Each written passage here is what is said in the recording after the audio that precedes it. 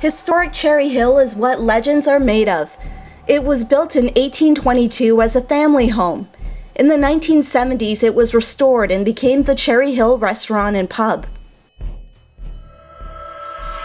Part of the mystique of Cherry Hill is its long list of reports of supernatural activity. In his book Haunted Mississauga, author Terry Boyle speaks of a waitress who was so convinced that she was tripped by a ghost that she asked it to leave her alone. Other employees have reported seeing an old native man floating in midair or walking down the stairs. A waiter said that he felt a touch on his shoulder, and when he turned around, he saw the elderly native man behind him. But to those who deny the paranormal, the stories remain just stories. Something must be going on in order for so many people to, say that they've experienced something. You can't just completely, I'm like you, I feel that I'm a skeptic, but an open-minded skeptic. And when I read those numbers of different stories that are constantly happening, you gotta wonder why. I would have to see something myself personally, and I've yet to see something. I've been here a year now. I've been in and out of the building at all hours. I personally haven't seen anything, but I'm sure it's there.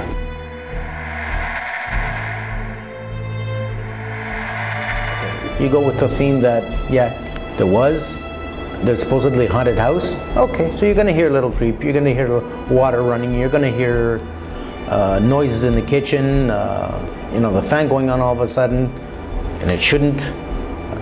Okay. Because I've heard, of all the stories that I've heard, it's never been anything malicious or hurtful or anything like that. No, they're actually, apparently the ghosts are, quite gentle. They don't mean harm to anyone. See, I always say this about the locations that we go to. People expect haunted locations to be sort of scary, and it's not. And when we renovated this place a year ago, both this floor and the top floor, we tried to give it that family, up-to-date, family-oriented look, where any room you're in is feels like home.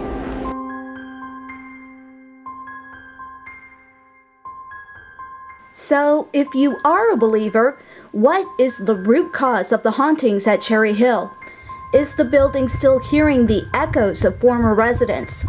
Or did one of the many seances held in the building open a gateway to the other side? Time that seances were held in the house, it wasn't necessarily against social norm. It was kind of a fad at the time in the late Victorian period and early 1920s that seances were one of the things that social elite did for hobbies and for interesting parties, if you will. Even the cherry trees on the lawn have a story to tell. There's a long family tradition to cherry trees, and it's not the only family property to be called Cherry Hill. The family estate, the family at the time of the American Revolution were in New Jersey. Their estate there, also known as Cherry Hill, was ringed. The driveway up was lined with cherry trees, and the story is that Joseph's father, Aaron, upon migrating from New Jersey to the Niagara area, eventually settling near Ancaster, brought cherry saplings with him from the estate in New Jersey. And Joseph, upon marriage and in getting his land grant in Toronto Township, took some of those cherry saplings to Toronto Township and planted cherry trees. And if you go to the property today, even though the building has been relocated, its front lawn is still decorated with cherry trees, descendants of the trees brought up from New Jersey by the Silverthorne family. At least that is what we were told of the trees today. So Cherry Hill taking its name from the cherry trees that historically lined the driveway not only to this house but to the original homestead in New Jersey, which also still survives.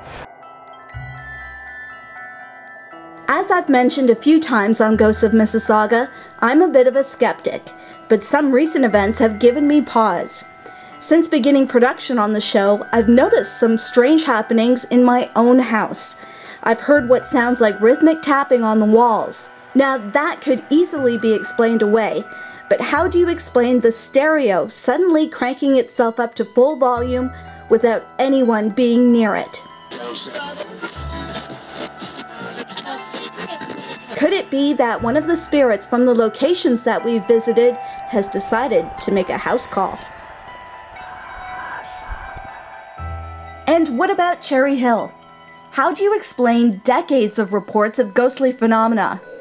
Perhaps you're like Dominic and won't truly believe it until you see it with your own eyes. I've heard, yeah, strange noises and creepiness when I'm walking through the building, when there's nobody here, yes. Have I seen anything? No. With the renovations we did, you know, have we made it more comfortable for them and they're not appearing? I don't know. Myself, my staff have not personally seen anything.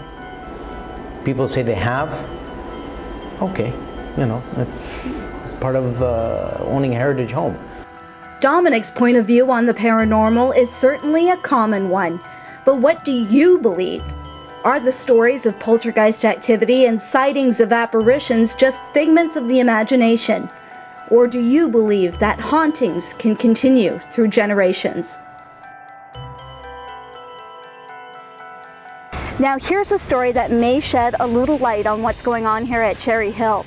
One former owner was leaving one night when he noticed a light on in the attic. He went upstairs and turned the light off, but by the time he got back to his car, the light had turned itself back on again. Who knows how? Until next time, rest in peace. To watch previous episodes of Ghosts of Mississauga, or to share your story of the paranormal, visit us at www.ghostsofmississauga.com.